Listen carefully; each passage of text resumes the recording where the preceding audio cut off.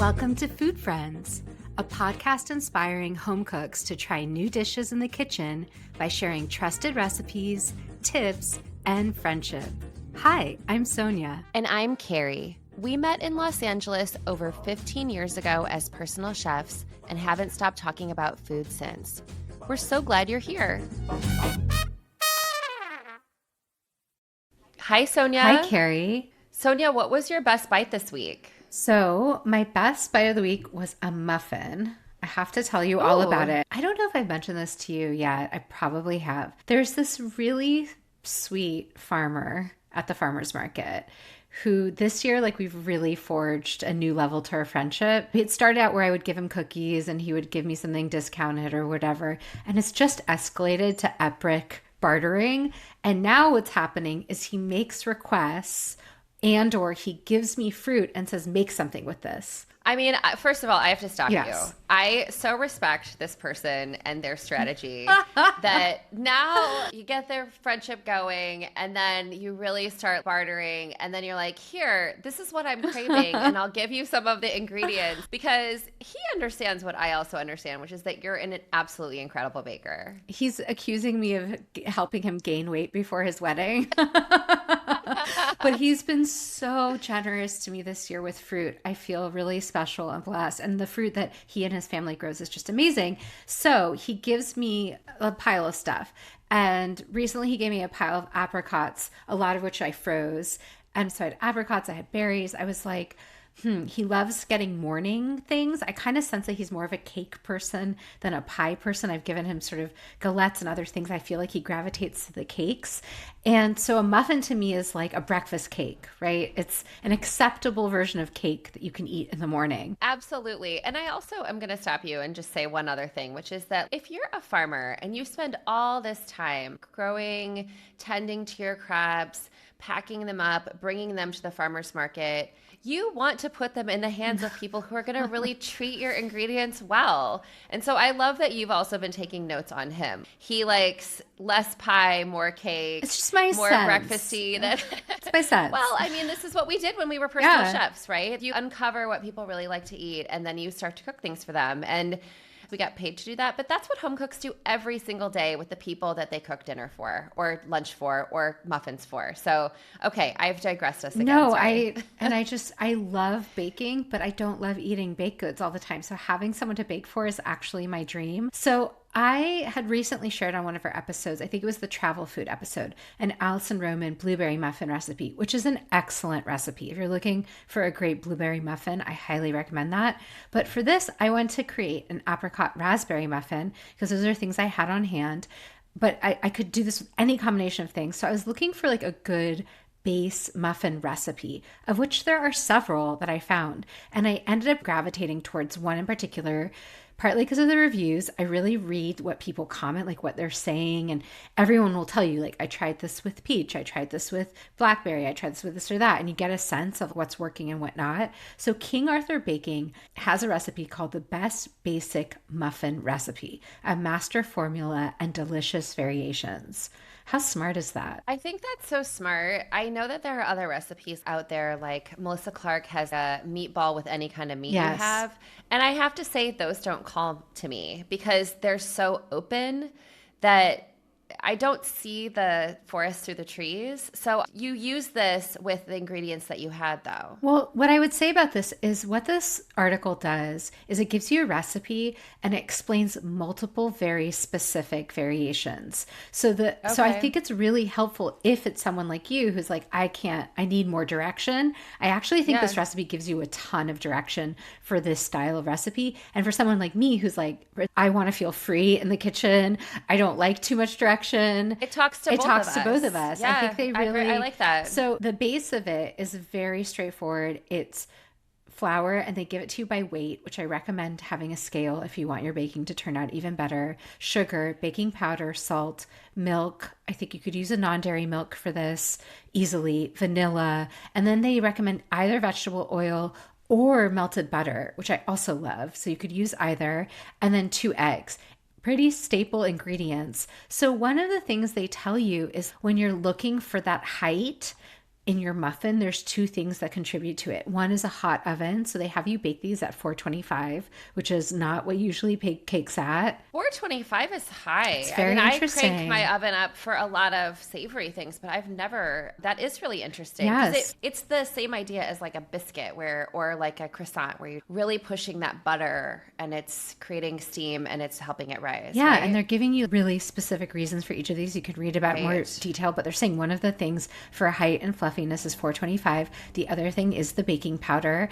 But then they also tell you in bold in the recipe, the trick to keeping your muffins light and lofty is to mix just until the batter comes together. I think that's such an important tip with any cake, but especially here. So even if there's like a tiny bit of not mixed in flour, I err on that versus over mixed. And because you're also going to be folding in ingredients. So the variations they give you, they tell you what to do with berries like blueberries.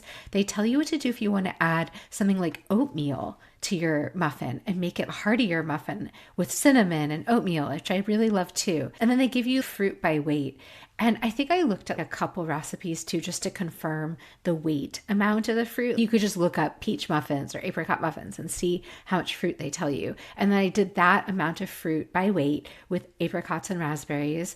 Again, you could do this with any combination you like. It came out lovely. It was not too sweet. It had height. It was very fluffy and tender. It was a very simple, straightforward muffin, exactly what I was looking for. And I have to say, my thing that I always do on any cake or muffin is I sprinkle it with turbinado or raw sugar on top because I like that little bit of crunchiness on the very top of the muffin. You know, as you were talking, this also reminds me when you said it offers directions for fruit by weight. That's what you do with your galette recipe. Yes. And that is what gotten me to start making galettes because now I can make the pie crust because I use Nicole Rucker's pie crust. And then whatever fruit I have on hand, your recipe just works with what fruit you put in, you close it up, and then you put the turbinado sugar on the after you've put the egg on. I love this idea because I think people are looking for something that isn't too sweet. You don't want to be eating dessert for breakfast. I mean, this is such a gift to all of us. Thank you. Yeah. And it works with fresh or frozen fruit, which I think is another thing. So if you're like me and you've been squirreling away fruit in your freezer, sometimes that your farmer gave you, this is a good place to try it out. Would you put your frozen fruit in frozen? No, and you would put it in frozen. This is something that I learned from you too. When you made one of my galette recipes and you thawed your fruit before adding it, because I say you can use fresh or frozen. Now I know to put in my recipe, if you're using frozen, do not thaw it. It gets too soft and too watery in the thawing process. But somehow when it's frozen, something else scientifically happens that keeps it not as mushy and not as wet. Okay. Yeah. Well, I'm glad we clarified that too. Because that was something I wasn't sure about. And I was able to save that galette. I did call you about that offline, but I was able to save that galette. But I think those instructions really are important, especially to those of us who have a lot less experience and a lot less confidence when it comes to baking. I'm so much more of a confident savory cook than I am as a baker, and my friendship with you has directly affected my ability to bake and to feel more confident in my baking. And we've had a couple of guests that have also helped me with that because then that helps you and I talk about it even more. I think those instructions are really helpful for people. I also think if it doesn't say thawed, you should always assume the recipe means frozen. It's unfair because not every recipe developer is trustworthy, but if you trust a recipe developer, really trust their language, because if they're going to tell you to do something, they'll tell you to do something. Well, Carrie, what was your best bite of the week? So, Sonia, I made the Sun Gold pasta sauce from Wishbone Kitchen that you shared in one of our previous episodes. It was a while back, huh? It was a while back. It's been on my list, and I've been waiting for the Sun Golds to appear at the farmer's market, and they did. And I have to say, I made this recipe twice. I think I now just kind of make my own version of it, but it really speaks to what we both love about that Marcella Hazan butter tomato pasta. It's like butter really rounds out the tomatoes. And when you use a really special fresh tomato like a Sun Gold or any variety that you know is so prime in the middle of summer, and then you're using a cherry tomato, which has that really delicious skin that adds so much flavor, you just get a lot of beautiful flavor from very few ingredients. So it really starts off with butter in your pan, add a bunch of shallots, add some garlic. Because the tomatoes are so sweet, you really do want to add a nice pinch of red pepper flakes. And the first first time that I made it, I just added the cherry tomatoes in. I kind of cooked them down, blistered them. While they were cooking down, she also calls for you to garnish it with basil leaves. And so I pulled my basil leaves, but at some point we were talking about a recipe where you take the basil stem and you cook it in the sauce. And so I took that basil stem and I added it to the sauce, and I really loved that flavor. Yeah. It was really great. And so then at the end, I just pulled it out, and I decided not to puree it the first time. I just was in a hurry and I wanted to get dinner on the table. And so I still liked that version. It was great. It was a little bit chunkier. I made it again and I didn't have any basil, and I added a sprig of rosemary, and I really, really loved that. Oh, interesting. So for the second version, I melted my butter again. I actually added torpedo onions this time because they were from the farmer's market, and they reminded me of you because I feel like every time we're going to the farmer's market, you're picking out all these beautiful, whatever onions are in season. You certainly don't need to use torpedo onions, but you can. So I had butter, torpedo onions. Something ate my fresh basil, like one of the caterpillars ate all of my basil, so I had no basil. And so I just took a sprig of rosemary and I let it cook with the onions, and then I added the cherry tomatoes and I let them cook down.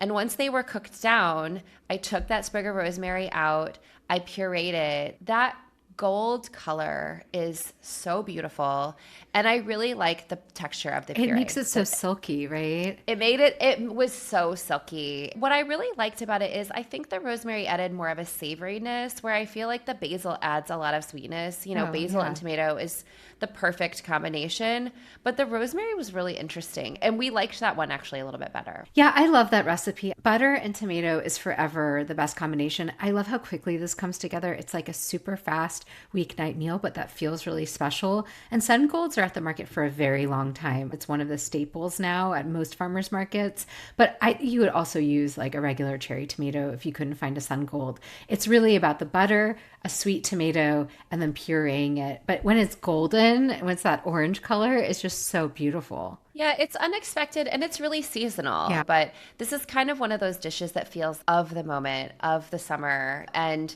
it's so comforting. And it's interesting that you used rosemary because I would not have thought of that.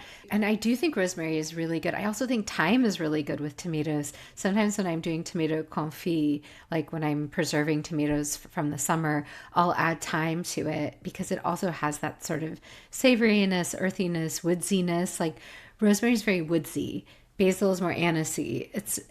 They're just contrasting flavors, and they're both good, but it's all about making it work with what you have on hand. I think you use rosemary more than I do. I had a client that I used rosemary for a lot.